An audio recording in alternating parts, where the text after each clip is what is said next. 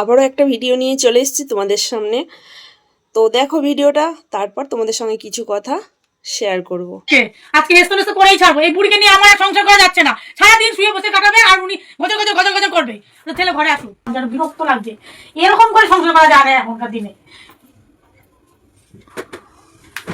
কি হয়েছে? কি আর হবে? তোমার মাকে নিয়ে পড়ো। একটু জল নিয়ে আসো তো খাই। আমি পাবো না জল ফলানতে। সারাদিন শুয়ে বসে কাটাবে, গজর গজর গজর গজর করবে, কোনো কাজকর্ম তো করে না। একটু জল নিয়ে আসো, জল খাই। শোনো, জল পরে খাবে, একটা হেস্তনেস্ত করে ছাড়ো আজকে। তোমার মাকে নিয়ে থাকো না আমাকে নিয়ে থাকো, যে কোনো একটা নিয়ে থাকো। আমি ওনাকে নিয়ে সংসার করতে পারবো না। একটু বোঝার চেষ্টা বোঝার চেষ্টা করো, কি আছে? কোনো কাজকর্ম তো করে না উনি। সারাদিন গজর গজর গজর গজর করতে থাকে। এটা দাও, ওটা দাও, ওটা দাও। আমি পারবো না। দেখো ব্যাপারটা কি ব্যাপারটা আমি কিছু বুঝতে চাই না। আমি কিচ্ছু বুঝতে চাই না। তোমার মা থাকবে না আমি থাকবো, যে কোনো একটা বলে দিলাম। আরে সে তো বৃদ্ধ মা, বৃদ্ধ মা থাকবে, এরকম করবে কেন তাহলে?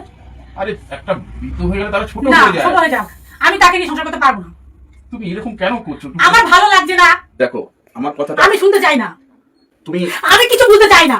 কি বললাম? আমি কিছু বুঝতে চাই না। ব্যাপারটা একটু একটা না একটা হ্যাস্তনস্ত হয়েই ছাড়বে আজকে। তোমার মাকে নিয়ে থাকবে না তো আমাকে নিয়ে দাও, যে কোনো একটা। বলছিলাম কি আমার কিছু বলার নেই। আমার কথাটা আমি কিছু বলতে চাই না। আরে বৃদ্ধ, উফ, উনি বৃদ্ধ হয়ে গেছে, বৃদ্ধর মতো থাকছে না উনি। দেখো কি দেখো? তোমারও তো বৃদ্ধ মা রয়েছে। কি? তুমি কি বলতে চাইছো? তোমার মা আমার মা একই হলো? মা কি আবার আলাদা হয় বলো তো? তোমার মার সঙ্গে আমার মার সঙ্গে তুলনা করছো? তুমি একটু বোঝার চেষ্টা করো। তোমার একটু বলার চেষ্টা কি করবো? তুমি আমার কথাটা শোনো। আমি শুনতে চাই না। তুমি কি করবে সেটা বলো। দেখো তোমার মা তুমি আছে, অফিস থেকে এসছো, তোমাকে আমি জিজ্ঞাসা করছি তুমি কি করবে বলো। তোমার আমি মা- তাকে নিয়ে চলতে চাই না। আমার কথাটা আমি শুনতে চাই না। তোমার মা আছে, তোমার বাবাও আছে। হ্যাঁ, সবাই আছে। আজকে আমার বাবা নেই বেঁচে, আজকে মাকে কে দেখবে বলো তো? আজকে তুমি যদি এই কথাটা বলো, সে আমার সাথে খারাপ ব্যবহার করছে তাই। এটা খারাপ ব্যবহার না গো, বৃদ্ধ হয়ে গেলে এরকম একটু হয়। কথাটা একটু বোঝার চেষ্টা করো। না। তোমাকে আমি জোরহাত করে বলছি, তুমি একটু মানিয়ে নাও, তুমি একটু মানিয়ে নাও। এতবার বোঝাবার চেষ্টা করছি কিন্তু তুমি বুঝতে চাইছো হ্যাঁ, না। বুঝতে চাইছি না। আচ্ছা, তোমারও তো ভাই আছে। হ্যাঁ, আছে। তোমার তো ভাইয়ের বউ আছে। হ্যাঁ। তোমার মাও তো বৃদ্ধ হয়েছে। হ্যাঁ, হচ্ছে। আজকে যদি তোমার ভাই তোমার মার সাথে এরকম ব্যবহার করে, ও যদি এরকম ব্যবহার করে না, ওকে আমি জুতো দিয়ে পেটাবো বলে দিলাম। এই কথাটাই তোমাকে এতক্ষণ ধরে বোঝাবার চেষ্টা করছি। এই কথাটাই তোমাকে এতক্ষণ ধরে বোঝাবার চেষ্টা করছি। কতক্ষণ ধরে বোঝাচ্ছি? ও নিজের মার বেলা ভাইকে জুতো দিয়ে মারবে, নিজের মার বেলা মার ভাইকে জুতো দিয়ে মারবে। আর আমার মা, তোমাকে আমি বারবার বলছি যে দেখো, আমি কাউকে ছাড়তে পারবো না। তোমাকে ছেড়ে আমি থাকতে পারবো না, মাকে ছেড়েও থাকতে পারবো না। তুমি কি আমার ধৈর্য বাদ ভেঙে দিয়েছো? তুমি কি ভাবছো আমি আমার মাকে ছেড়ে তোমাকে নিয়ে থাকবো? এই ভুলটা তুমি কখনো করো না। চলো যাও। পুরুষ মানুষরা কঠোর পরিশ্রম করে যে না একটু শান্তি পাওয়ার আশায়, কিন্তু সব পুরুষের কপালে তা জোটে না। তো বন্ধুরা, এরকম ঘটনা কিন্তু আমার সঙ্গেও ঘটেছে, জানো তো। আমরা তো মানে হাজবেন্ডটা, এখানে যে ভিডিওটা আমি দেখলাম, হাজবেন্ডটা তো অনেক ধৈর্য মানে শক্তিশালী, যে তার স্ত্রীকে তো বোঝাচ্ছে। কিন্তু আমার ক্ষেত্রে তার পুরোটাই উল্টো হয়েছিল। আমি তো আমার স্বামী হাজবেন্ডকে বলতেও পারিনি, আমাকে কোনোদিন বোঝাতেও আসেনি।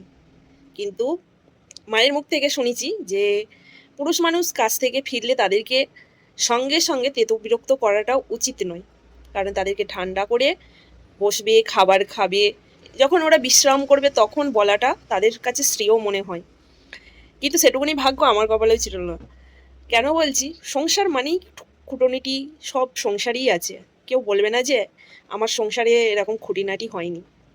প্রত্যেকটা সংসারে কিছু না কিছু নিয়ে খুঁটিনাটি হয়েই থাকে। তো ভিডিওটা দেখে আমারও সেই পুরোনো দিনের কথা মনে পড়ে গেল, যদিও বা, কারণ একটা সময় ছিল যেটা পার করে এসেছি। এখনও যে নেই তা নয়, এখনও হয় মাঝে মিশে, সেটাকে আমরা মানে তখন বয়সটা অল্প ছিল, এখন বয়সটা হয়েছে, এখন আমরা ধৈর্য শক্তি হয়ে গেছে, মানিয়ে নিতে শিখে গেছি অনেকটা। সেই বয়সটা তো পার করে এসেছি সেই সময়।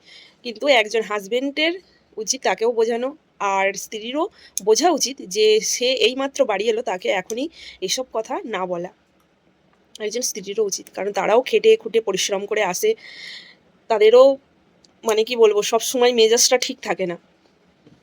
তো যাই হোক, ভিডিওটা দেখে মানে ভালোও লাগলো। আর সত্যি কথা বলতে, নিজের মাটা মা, পরের মাটা মা নয়, এটা সব মেয়েদেরই বোঝা উচিত। সবাইকে আপন করে নেওয়া উচিত। যা হয়েছে হয়েছে, তারাই বা কোথায় যাবে? আমাদের বয়স হলে কোথায় যাব? আমরাও তো সন্তানের বোঝা হব, তাই না? সন্তানরাই তো আমাদেরকে দেখবে। তো কেমন লাগলো ভিডিওটা অবশ্যই কমেন্টস করে জানিও। ভালো লাগলে লাইক, শেয়ার, ফলো করে দিও। চলো টাটা।